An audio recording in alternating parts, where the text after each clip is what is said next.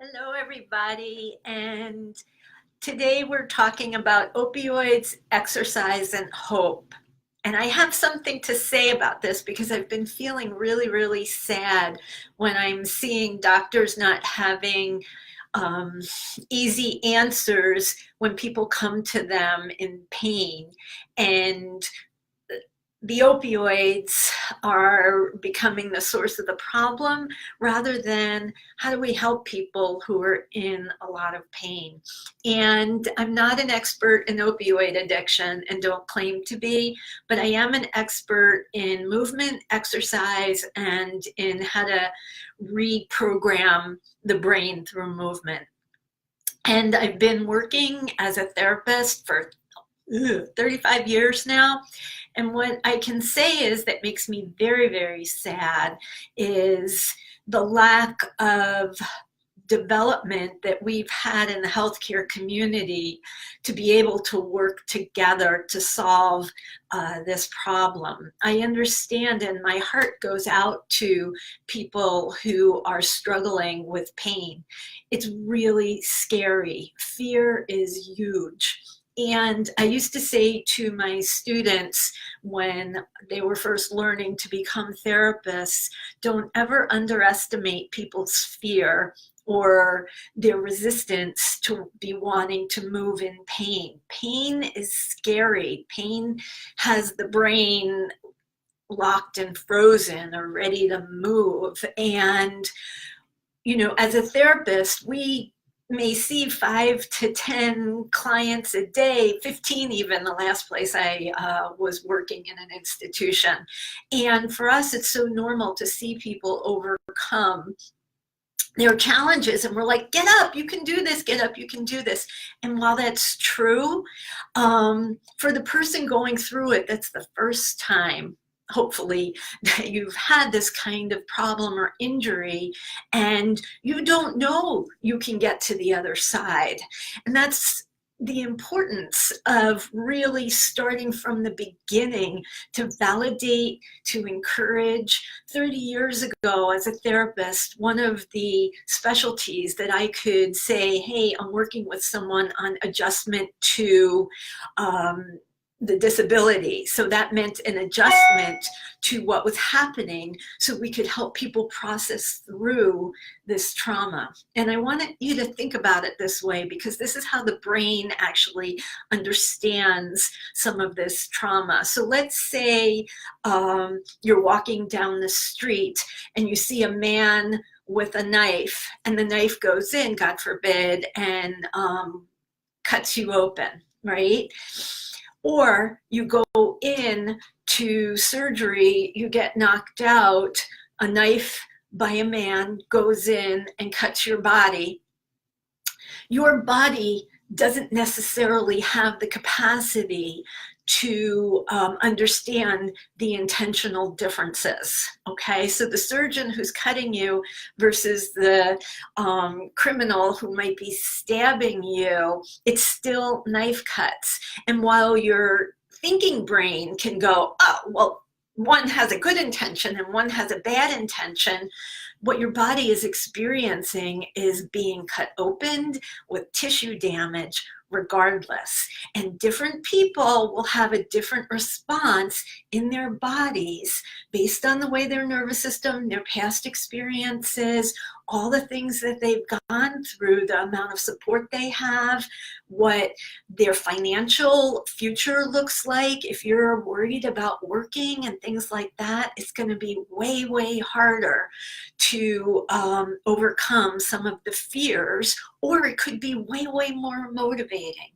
So as we don't, as therapists, we're not allowed to technically work with adjustment to the trauma. And there's no space for that in most post-surgical procedures, which means some people are going to be that person who has a lot of resilience and capacity and self-motivates them back into their lives. And some people will be in a space of just feeling helpless and paralyzed. And both responses are normal. And that's what I think as an exercise specialist is happening, as we're not really getting to the root of understanding how do we move people who have pain and fear to convince them that it's safe to move again, to convince their brains that it's safe to exercise again, that they're gonna be okay. So there's some things that we really can't underestimate when we're working with people. And as I said, we as a healthcare community have gotten so divided for so many different reasons that we are not coming together anymore. And I don't even know how well we were. 30 years ago, it was way easier to sit and talk with somebody through their fears of movement and then help them move through things, whereas that's not the environment that rehab is in. And then it becomes an emotional problem that loops around when it's an emotional and a physical problem that is really looping around in two different departments trying to handle it who aren't connected.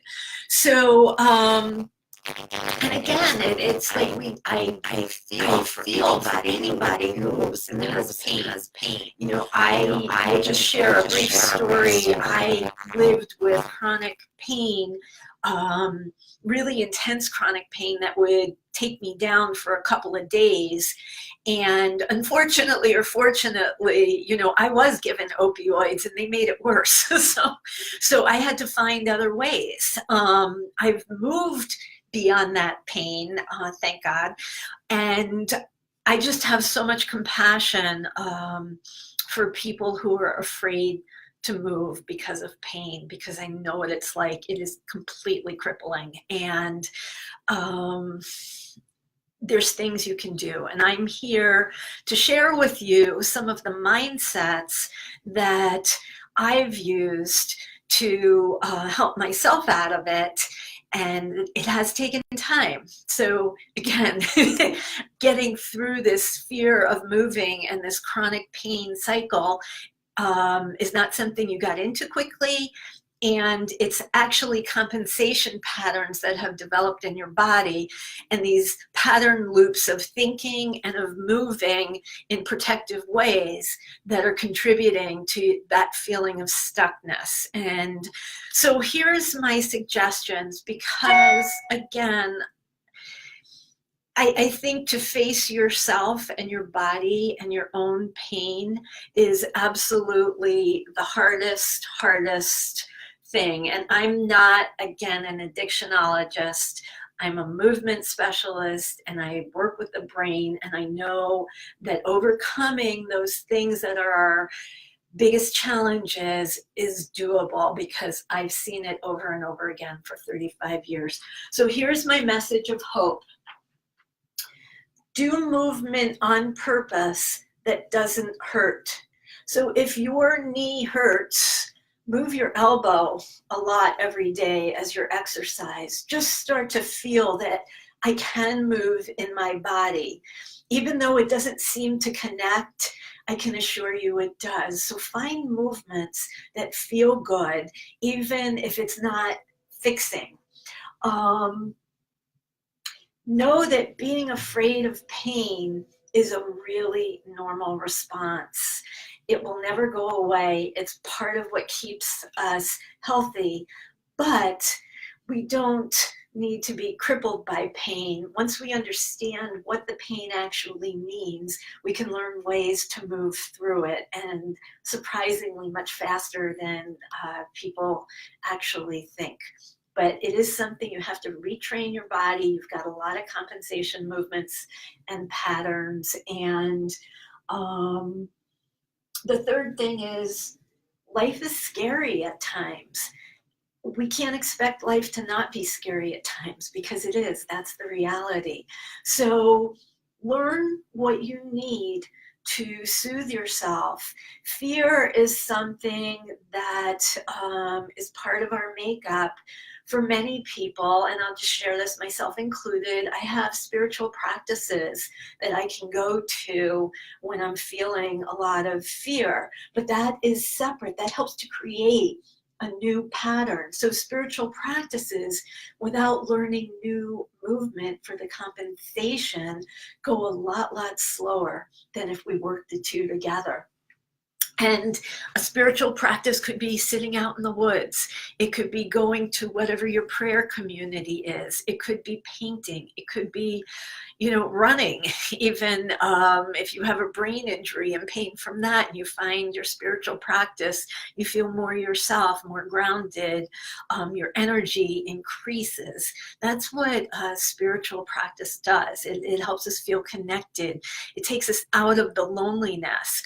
But to really move faster with more ease, the movement piece, because the brain is part of this. Okay, we're grounded here. And that's my message of hope.